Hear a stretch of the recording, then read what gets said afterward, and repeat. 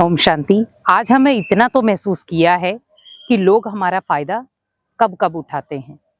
कई बार आपने देखा होगा लोग हमारी चुप्पी का फायदा उठाते, लोग हमारे कई बार भोलेपन का फायदा उठाते, लेकिन सबसे ज्यादा फायदा उठाते हैं आपके अकेले होने का। बहुत सारे लोग आपकी परेशानियां, आपके जीवन में बार बार परेशानियां क्यों क्रिएट करते हैं?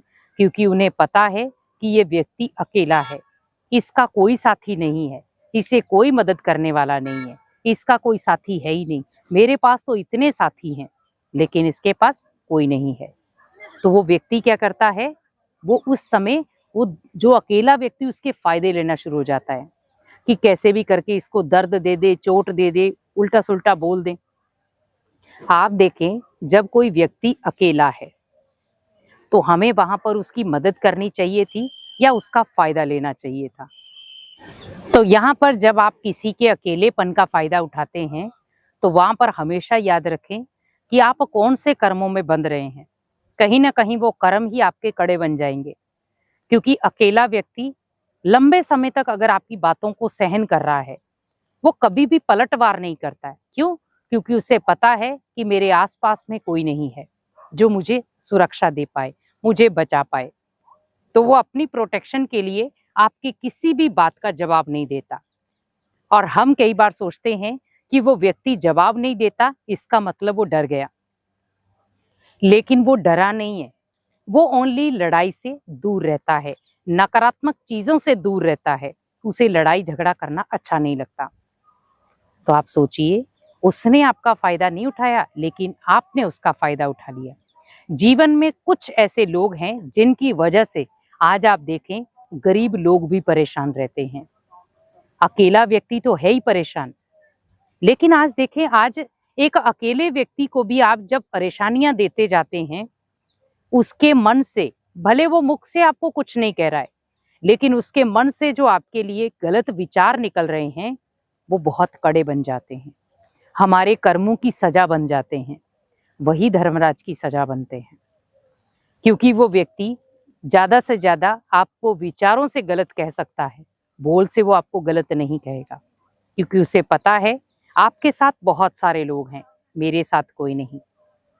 हम फायदा किसका उठा रहे हैं? अगर देखा जाए भगवान भी अकेला है, तो क्या हमने भगवान का कभी फायदा उठाया?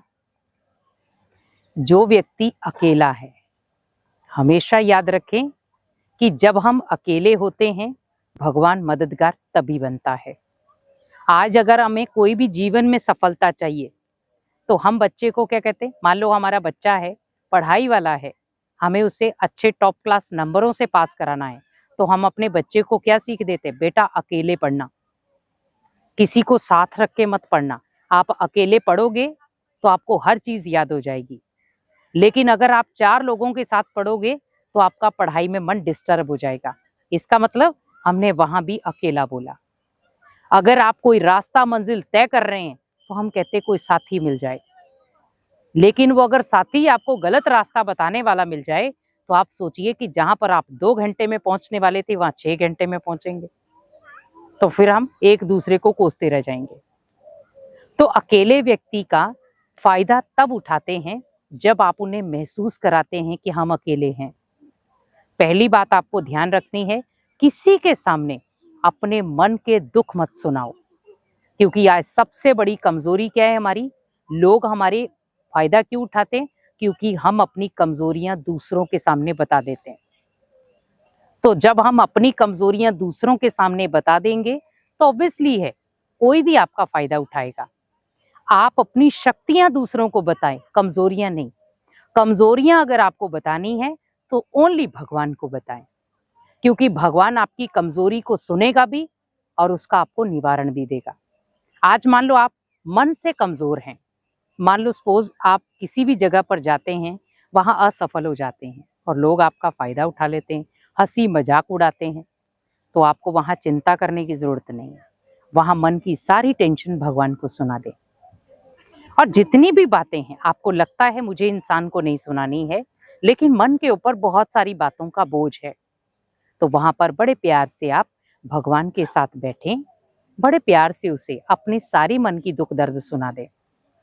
अगर कोई व्यक्ति आपका बार बार फायदा भी ले रहा है तो आप बड़े प्यार से भगवान को सुनाएं कि भगवान, आप मेरे हो, हमेशा मेरे साथ रहते हो, आप मेरे अंग रक्षक भी हो, आप मेरे सखा भी हो, तो आप मेरे साथी भी हो।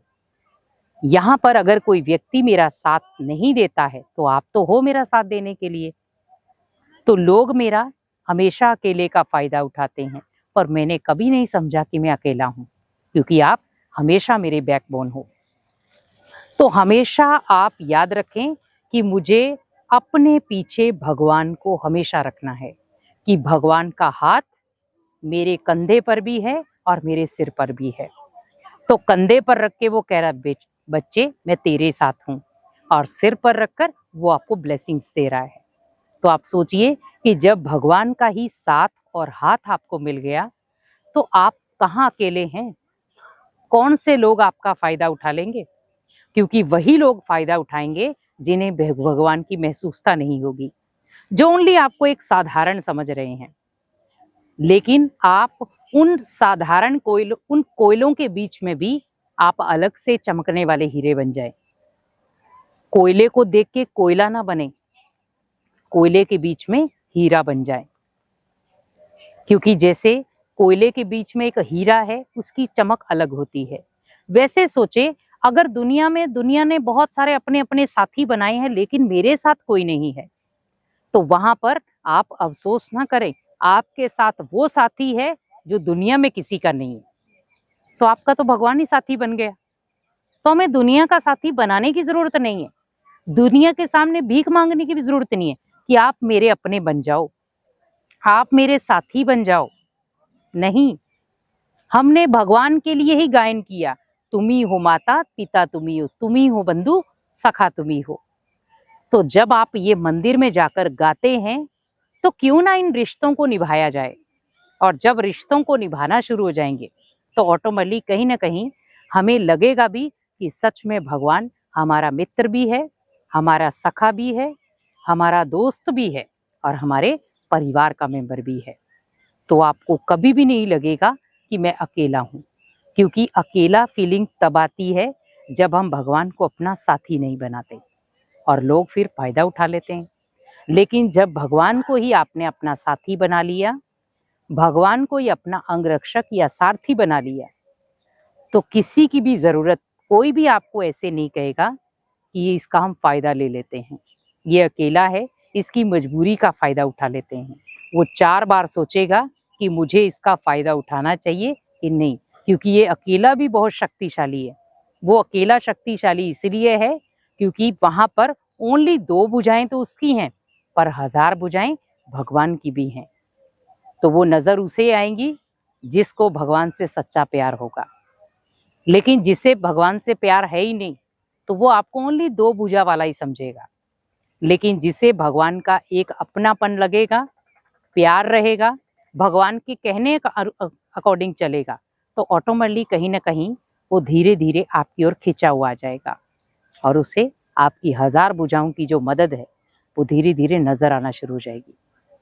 तो कोशिश करें, जैसे लोग आपका फायदा उठाते हैं तो वहां पर आप सोचें कि अगर मैं अकेला हूं तो लोग फायदा उठा रहे हैं, तो मैं अकेला नहीं हूं, 1000 भुजाओं वाला भगवान मेरे साथ है, जो रक्षा के लिए बंधा हुआ है, अपनी दोस्ती के लिए, माता पिता के ओहदे के लिए बंधा हुआ है।